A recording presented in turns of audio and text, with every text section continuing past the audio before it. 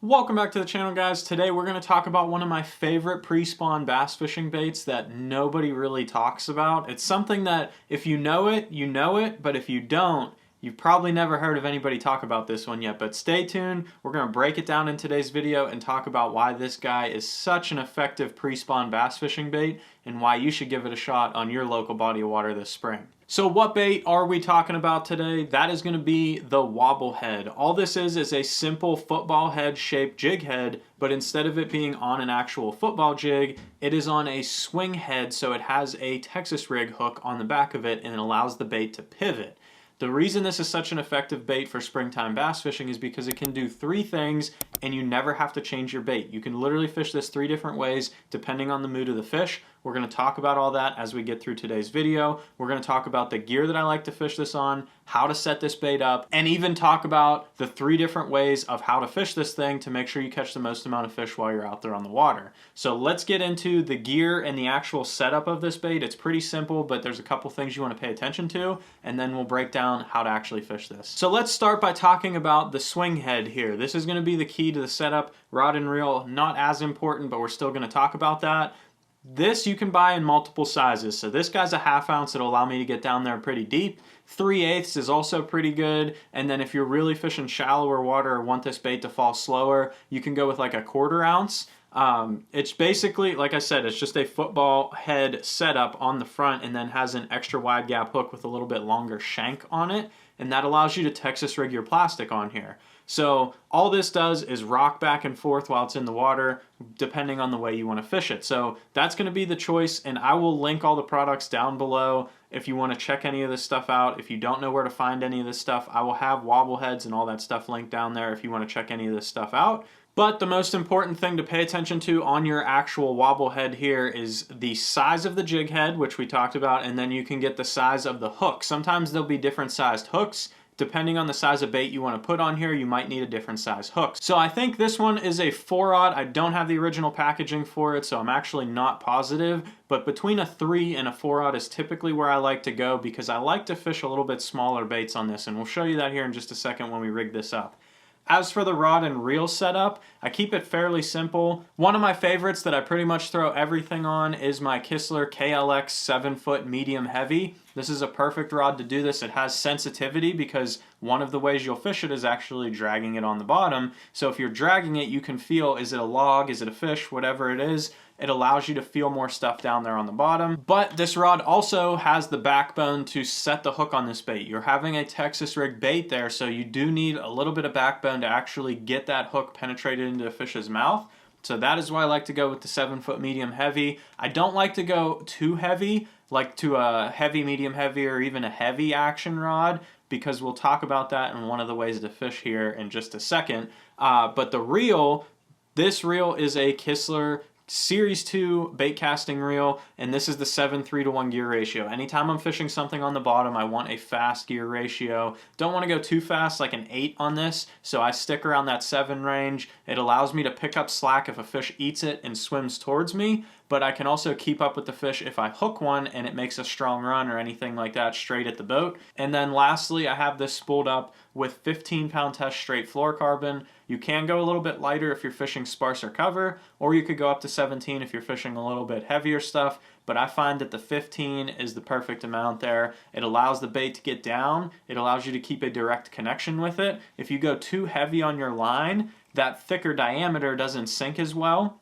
So you'll start to get a bow in your line and you won't be able to feel as well with heavier line if you have a lot of line out, and a lot of times you will have a good bit of line out with this technique. So I like the 15, has enough strength to get fish out of a little bit of cover, but also gives me a direct connection to my bait there. And then when it comes to bait selection, I keep it really simple. You're looking to imitate crawfish or bluegills down there on the bottom. So #1 choice is going to be a rage craw. Anything in a crawfish color. This is like a green pumpkin, orangey plum color. Green pumpkin and black and blue. Those are my go-to colors. If you have crawfish that are really orange, like the Alabama craw color could work awesome. Basically just pick something that you would regularly throw on a Texas rig, whatever colors you like to throw, and just put it on this instead, and it'll work just the same. So whatever your favorite color is, and your favorite bait too. But like I said, I want something with a little bit of action too. So that's part of the key to this technique. So I have the Rage Craw here. Couple of my other favorite options are the Rage Menace Grub when the water's a little bit colder. This doesn't have as much action, it just has the grub profile and a slower tail kick than the Rage Craw.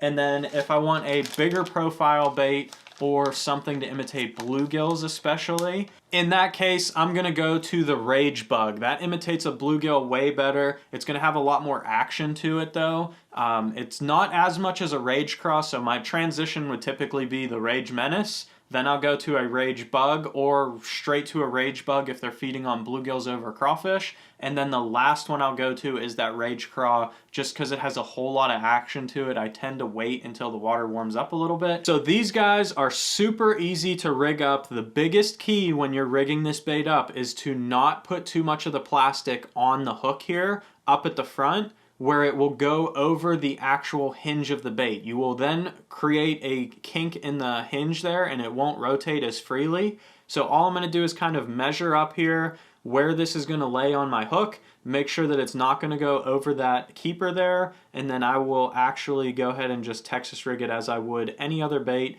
pop it out at the bottom, go ahead and feed it up the hook shank, go ahead and flip it around, and then come back the back here, measure it up, feed the hook through, and go ahead and Texas rig it on there, and then I have a finished Wobble Head right there. So that's ready to go. Make sure you take your tails apart if you have baits that come pinched together like that, so you actually have the action.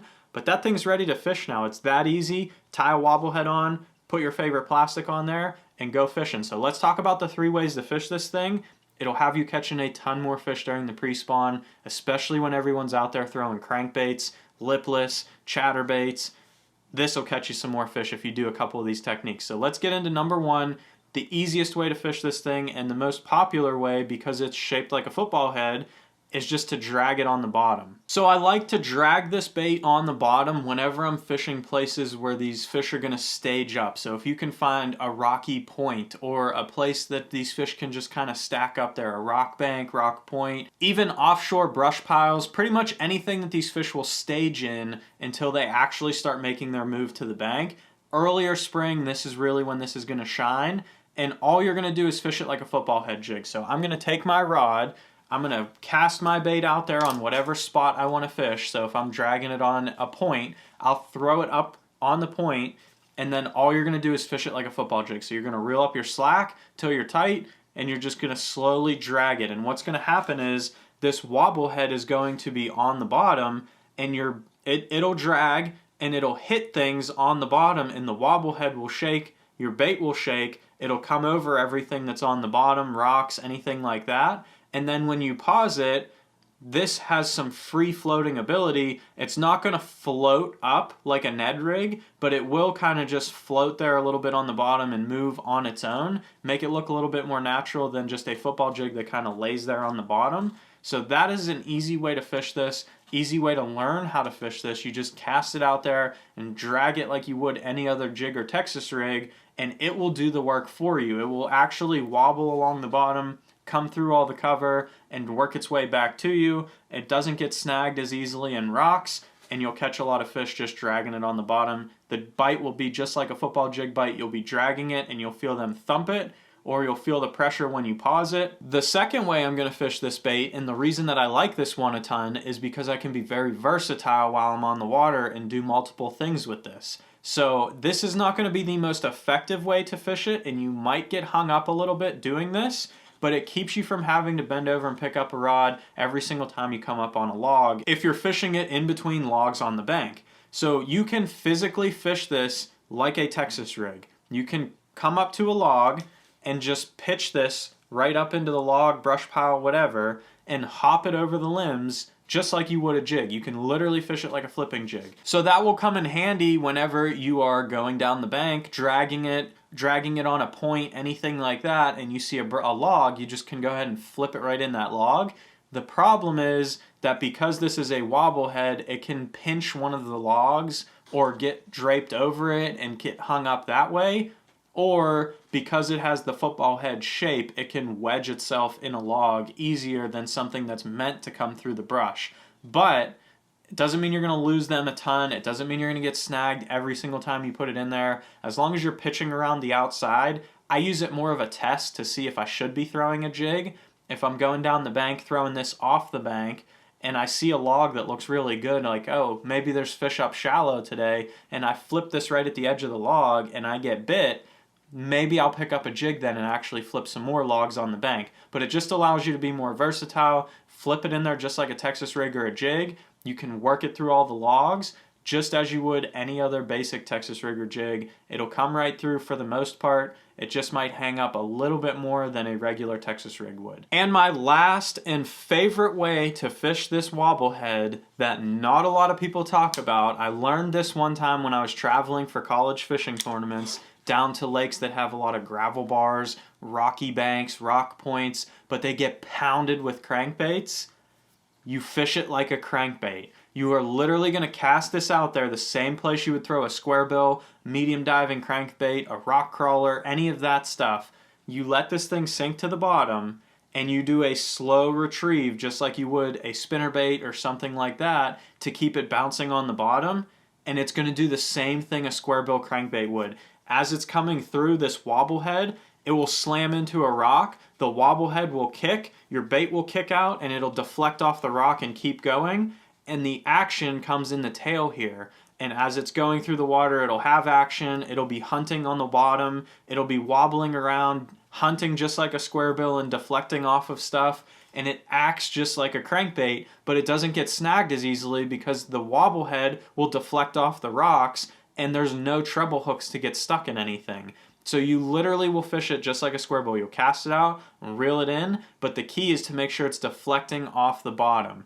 And the other thing is, a lot of times these fish will be feeding on craws in those areas. This won't work as well if they are feeding on shad in your lake at this time. But if they are feeding on crawfish, they are feeding on bluegills, you can imitate a crawfish or a bluegill really well with this setup. You can fish it straight through there like a crankbait, and you can use this as a search tool. And like I said, if a lot of people are throwing crankbaits down those banks, those fish see a red crankbait over and over and over and over again. If you throw a black and blue rage craw and it has the same action as a crankbait, but it shows up as a different profile, you might get some more bites than somebody else going through there with another red crankbait. You can even throw the Alabama craw, Strike King versions, and they have the red belly and a green pumpkin back, and it looks way more natural than those flame red crankbaits. That is the secret to fishing a wobble head in the springtime. You want to fish it like a crankbait, and that's where flipping it into wood comes into play too. What I'll do oftentimes is find a rock bank that has some wood on it. I will cast my wobble head in between the laydowns and fish it like a square bill and hit maybe any pieces of wood I can't visually see with my eyeballs, or bounce it off the rocks that are down there on the bottom. And then when I pull up to that prime looking laydown, instead of having to pick up another rod, I just reel it in, flip right in there with this, don't waste any time, and then I can get bit doing that as well. And then if I get to the end of a bank and there's a big point at the end, I can cast it out on the point and drag it down there. It allows me to fish all over the lake without having to change my bait. And it also allows you to get some sneaky bites that other people might not get while they're throwing a crankbait down the bank. So I hope you enjoyed today's video talking all about the wobble head. Go ahead and give it a shot on your local lake. See if it gets you some more bites than a crankbait out there, especially if you have a pressured lake that gets a lot of crankbait pressure. And if you enjoyed today's video, check out this one right here. We got 3 other pre-spawn baits that you want to take with you while you're out there fishing and how to fish them. So if you enjoyed today's video, leave a like down below. Make sure you subscribe so you don't miss any more of my videos coming up.